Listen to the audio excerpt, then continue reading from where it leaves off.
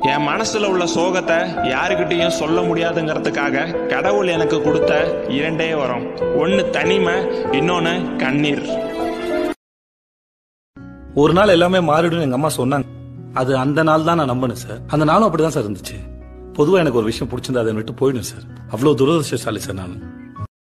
அது என்னமோ தெரியல, நான் ஆசைப்பட்ட எதுவும் எனக்கு கிடைச்சதும் இல்ல. நான் பாசம் வச்ச யாரோ கடைசி வரைக்கும் என் கூட இருந்ததும் இல்ல.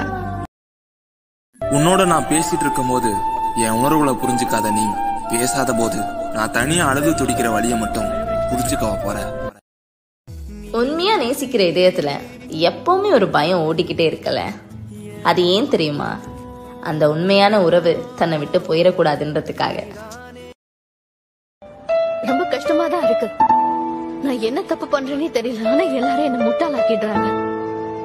அதுவும் நான் யாருக்கிட்ட உண்மையா இருக்கணும் அவங்க எல்லாரையும் ஏமாத்திட்டு போயிடுறாங்க.